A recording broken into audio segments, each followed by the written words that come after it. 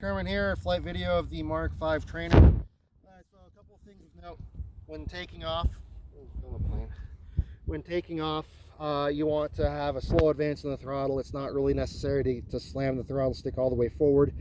The plane is designed to have an upward pitch when you add power and a downward pitch when you take power away. So if you take off at full power right away, it will have a tendency to climb up in the air rather dramatically. So to take off, you just have a nice slow application of power.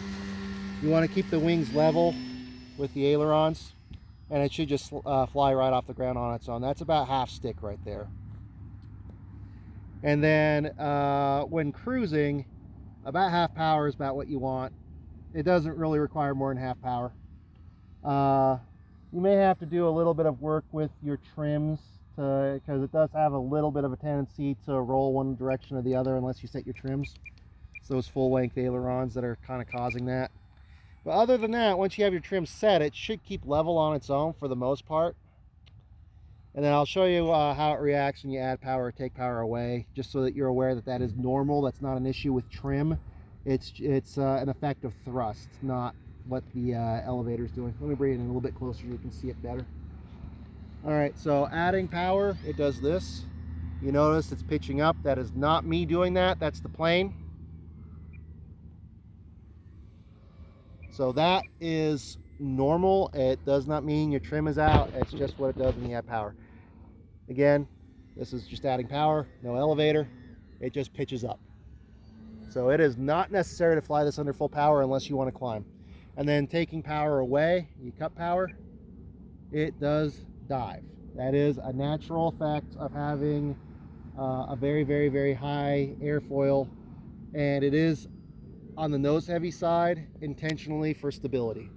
So when you pull power to come into land, you are going to have to apply some back pressure on the stick. That's just kind of the way the plane is designed for maximum stability. To land, cut power completely. You don't need to fly it onto the ground. Fly it down to about right here. Gentle back pressure on the stick, and it should roll out just nicely like that. You really want to bleed off power or bleed off speed when you land before you touch down,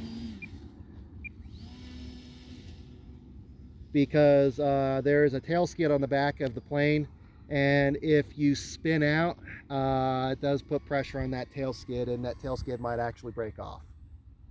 So again, to land, come in at a nice low altitude, cut power, let her settle down to the ground, and then bleed off power with the elevator until it slows down, and it should land nicely.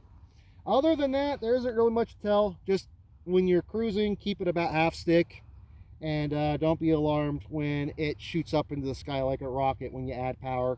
That is normal. It's not a plane you're going to cruise around at high power settings on. All right, we'll do one last video to show you how to swap out the battery, and that should be everything you know. This is Comrade Kerman. Keep the pointy end facing up.